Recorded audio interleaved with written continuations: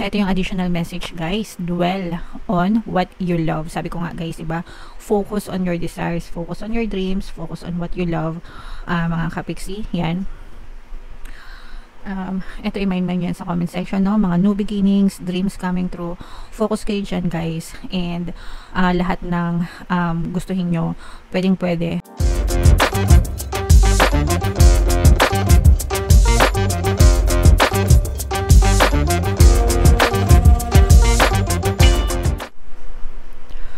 Hello guys, hello Cancer, welcome back to Pinay Pixie Tarot.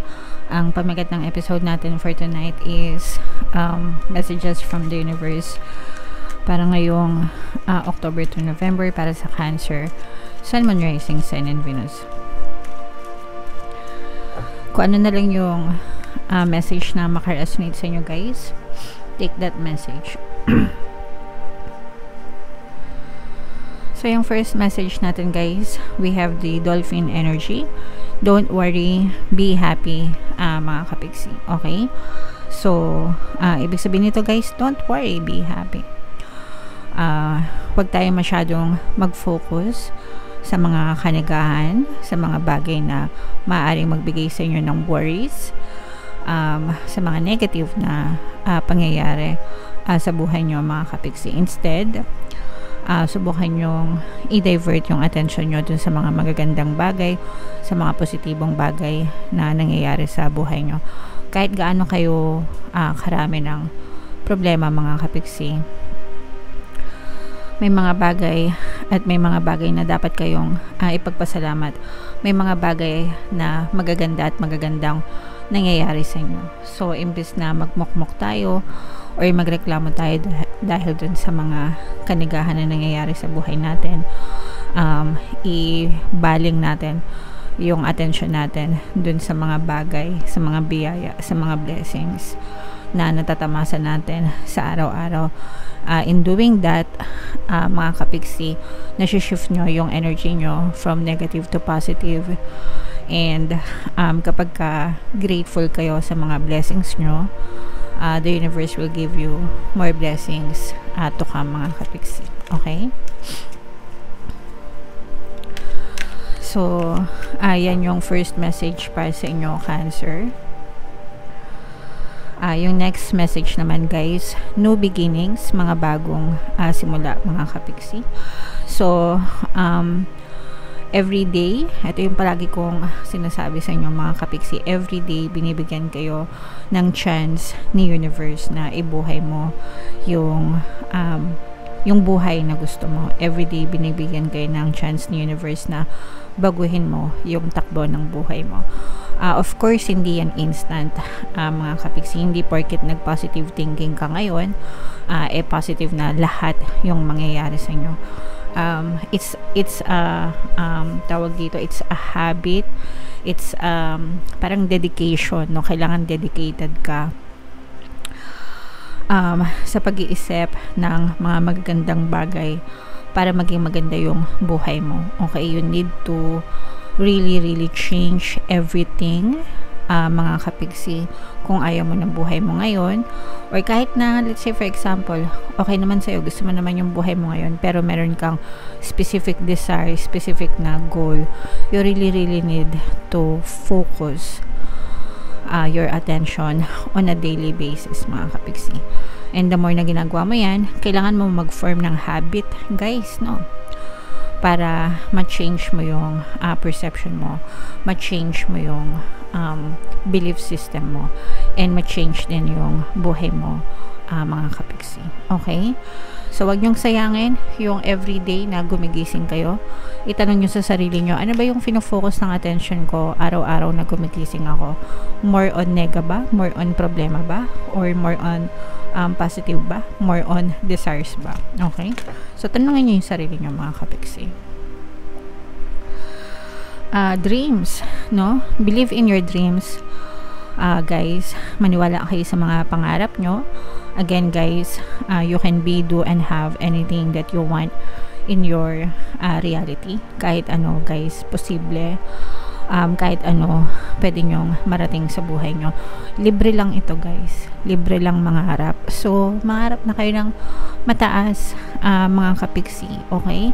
And gawin nyo lahat ng magagawa nyo sa isip nyo para maabot nyo yung mga pangarap nyo. Mag-imagine kayo, mag-daydream kayo, imagine how it will feel when you really have those pangarap sa buhay nyo, mga kapiksi. Feel it, mga kapiksi, as if it's already yours. Send it out to the universe and let the universe do the work for you, mga kapiksi. Kayang-kaya nyong ma-achieve lahat, mga kapiksi. Okay? Basta maniwala lang kayo sa sarili nyo, guys. Archangel Raphael, mga kapiksi, this is healing for the mind, body, and spirits. So, mag-focus kayo sa inyong healing, mga kapiksi. Mag-pray kay Archangel Raphael, mag-pray sa Divine, mga kapiksi. And focus on your healing sa lahat ng aspeto, guys. Mental, physical, emotional, and spiritual. Lahat yan, ayusin nyo, mga kapiksi. Okay? And wag nyong ipagwalang bahala, guys, yung inyong kalusugan. Health is wealth. Palagi ko kayong ina-advise na kumonsulta, magpatingin sa mga manggagamot, para ma-diagnose kayo ng tama, mga kapiksi. Okay?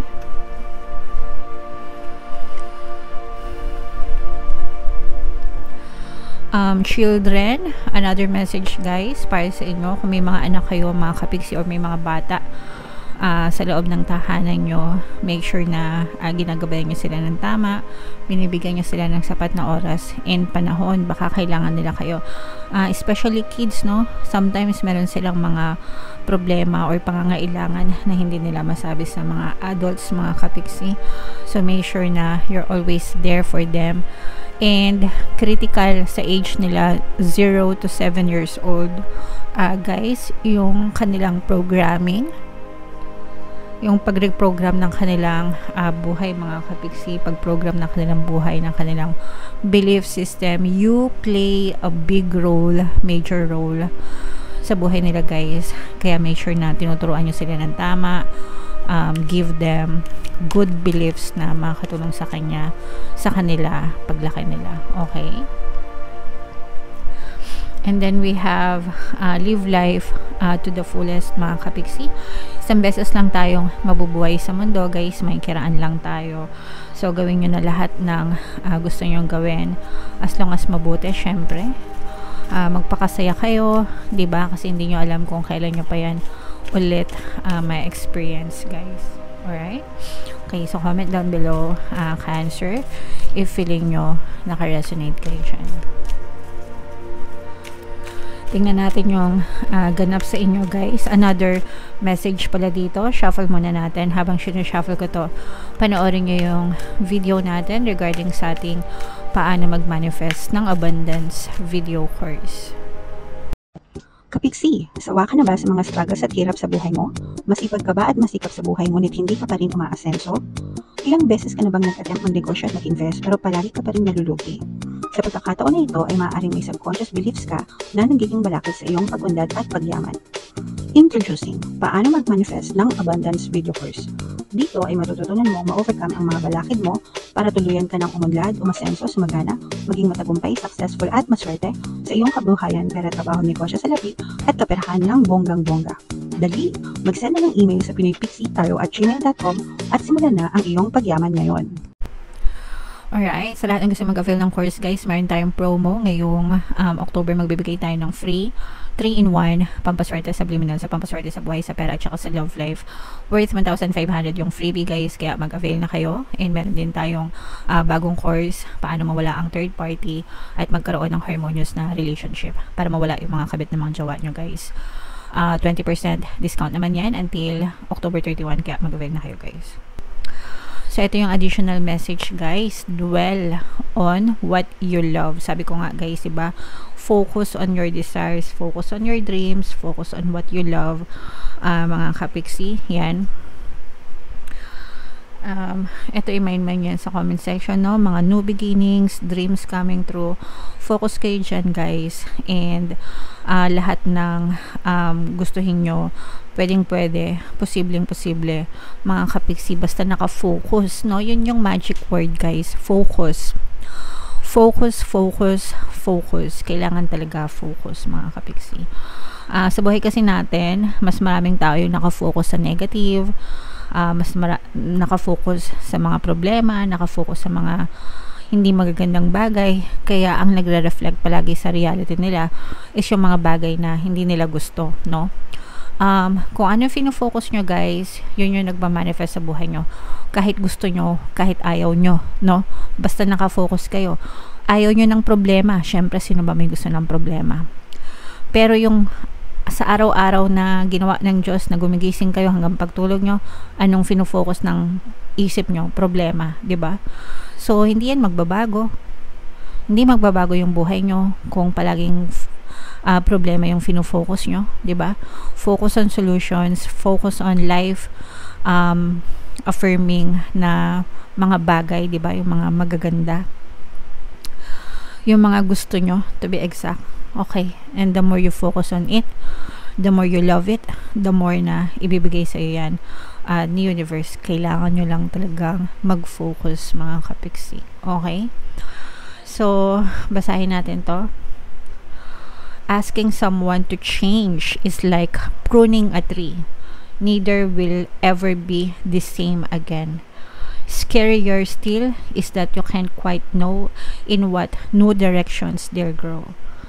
I wouldn't change a leaf on you, the universe. So, eto guys, di ba? Parang kapag binago mo yung tao, sabi nga dito, it's like pruning a tree. Parang pinutol mo yung puno, no? And it's never the same again, no? Kapag ka lumago yan, hindi na yan the same kagaya nung before. Pero at the end of the day, hindi mo alam kung anong pa rin yung klase ng tubo, no? Na itutubo ng puno na yon. So, kayo, guys, ganun lang din. Pag nag-change kayo, make sure kapag ka pinutol nyo yung mga bad habits nyo, make sure na putulin nyo and i-replace nyo ng good habits para doon kayo sa direksyon na maganda yung tubo, no? Wag nyo nang, kumbaga, binigyan na nga kayo ng chance ni universe na magbago para sa maganda. Babalikan nyo pa ba yung dati? Diba? Syempre hindi na. So, nasa inyo ang disiplina. Kayo yung magdidikta ng magiging future nyo by focusing on your desires now, on your dreams now, on what you want now. Yung mga tinatanim nyo ngayon, mga kapiksi, yan ang magiging resulta ng future mo. Yan ang iha-harvest mo sa future mo. Yung na-harvest mo ngayon, yan yung mga tinanim mo sa past mo. Yan, ganyan ang relation yan. Past, present, future. Again, yung tinanim mo, yung na-experience mo ngayon, yan pa yung mga tinanim mo sa past. Mga paniniwala mo, perception mo, mga experiences mo, lahat, no? And yung tinatanim mo ngayon, kung saan ka nakafocus ngayon, aanihin mo yan sa future pa. So, make sure na yung present mo ngayon, nagtatanim ka ng magandang binhi para yan yung magandang anihin mo in the future. Okay? I hope that makes sense and sana may natutunan kayo, Cancer. Comment down below, guys, if feeling nyo naka-resonate kayo, guys. Ito yung ating 20. Ito, i-mind nyo to, guys, mind new beginnings, dreams coming true, mind healing. Yan, i-mind yan sa comment section. Ito yung ating 2025 kapalaran, guys. Panoorin nyo na.